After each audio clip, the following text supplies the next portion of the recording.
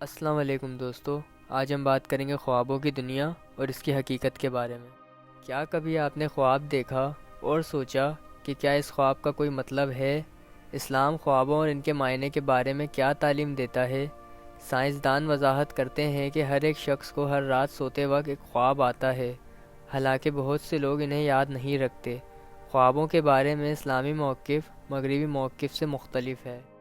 جب ہم سوتے ہیں تو ہماری روح جزوی یا عارضی طور پر ہمارے جسم سے نکل جاتی ہے۔ نیند موت کی ایک معمولی شکل ہے، جہاں جسم موجود ہے لیکن روح کہیں اور ہے۔ کچھ لوگ خوابوں کی اہمیت کو مکمل طور پر نظر انداز کر کے ان کی اہمیت کو کم کرتے ہیں، جبکہ دوسرے لوگ خوابوں کو بہت زیادہ مانتے ہیں اور اپنی زندگی کا ہر فیصلہ خوابوں کی بنیاد پر کرتے ہیں۔ قرآن اور ہمارے پیارے نبی صلی اللہ تعالیٰ علیہ وآلہ وسلم دونوں اس بات پر روشنی ڈالتے ہیں کہ کچھ خوابوں کی علامتیں اور معنی ہوتے ہیں۔ ہمارے پیارے نبی صلی اللہ تعالیٰ علیہ وآلہ وسلم نے خوابوں کو 3 قسموں میں تقسیم کیا ہے۔ ایک خواب وہ جو خدا کی طرف سے ہوتا ہے، ایک جھوٹا خواب جو شیطان کی طرف سے ہوتا ہے، یا روزمرہ کا ایک بے معنی خواب جو کسی کی لاشعوری خیالات سے آ سکتا ہے۔ سچے خواب اکثر ان لوگوں کو آتے ہیں جو صادق ہوتے ہیں، لیکن ضروری نہیں کہ ان تک ہی محدود ہوں۔ قرآن میں یوسف علیہ السلام کی کہانی سچے خوابوں کی تعبیر کی بہترین مثال ہے۔ باب میں 3 خوابوں کا ذکر ہے: یوسف علیہ السلام کا خواب، 2 قیدیوں کا خواب اور بادشاہ کا خواب۔ ان خوابوں میں سے ہر ایک کا ایک مطلب تھا جو بعد میں حقیقی دنیا میں آشکار ہوا۔ مثال کے طور پر بادشاہ نے کہا کہ میں نے خواب میں 7 موٹی گائیں دیکھی ہیں جنہیں 7 دبلی پتلی گائیں کھا رہی ہیں، اور مکئی کے 7 سبز بال اور دیگر 7 خشک۔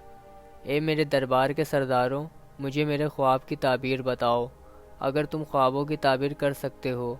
اس وقت زیادہ تر لوگ اس خواب کی تعبیر کرنے سے قاصر تھے اور سمجھتے تھے کہ اس کا کوئی مطلب نہیں تھا، لیکن حضرت یوسف علیہ السلام نے اس خواب کی تعبیر یہ بتائی کہ مصر کو 7 سال خوشحالی کے بعد 7 سال خشک سالی اور قحط کا سامنا کرنا پڑے گا۔ اس تعبیر نے مصر کے لوگوں کو فاقہ کشی سے بچایا۔ سچے خواب اچھی چیزیں دیکھنے کی صورت میں بھی آتے ہیں، جیسے کہ خود کو نماز میں یا جنت میں دیکھنا۔ یہ خواب خدا کی طرف سے ہوتے ہیں۔ اگر ہم بات کریں جھوٹے خوابوں کی، تو جھوٹا خواب عام طور پر ایک ڈراؤنا خواب ہوتا ہے جو شیطان کی طرف سے ہوتا ہے۔ نبی کریم صلی اللہ تعالیٰ علیہ وآلہ وسلم نے اس قسم کے خوابوں سے نمٹنے کے لیے ہدایت دی ہیں۔ ایک آدمی حضور صلی اللہ تعالیٰ علیہ وآلہ وسلم کے پاس آیا اور اس نے بتایا کہ اس نے خواب میں دیکھا ہے کہ اس کا سر کٹا ہوا ہے اور وہ اس کا پیچھا کر رہا ہے۔ رسول صلی اللہ تعالیٰ علیہ وآلہ وسلم ہنسے اور فرمایا کہ جب شیطان تم میں سے کسی کا ساتھ خواب میں کھیلتا ہے تو لوگوں سے اس کا ذکر نہ کرو۔ رسول صلی اللہ تعالیٰ علیہ وآلہ وسلم نے حکم دیا کہ جب کوئی برا خواب دیکھے تو فوراً شیطان سے اللہ کی پناہ مانگے، بائیں طرف 3 بار خشک تھوک دے، دوسری طرف پھرے اور کسی کے ساتھ اس کا ذکر نہ کرے۔ خوابوں کی آخری اور شاید سب سے عام قسم وہ ہے جس کا کوئی مطلب نہ ہو۔ یہ خواب کسی کے لاشعور سے پیدا ہو سکتا ہے، اس نے دن میں کیا کھایا یا روزمرہ کی کوئی بھی چیز کے بارے میں۔ جس طرح سے ان خوابوں کو عام طور پر سچے یا جھوٹے خوابوں سے الگ کیا جا سکتا ہے۔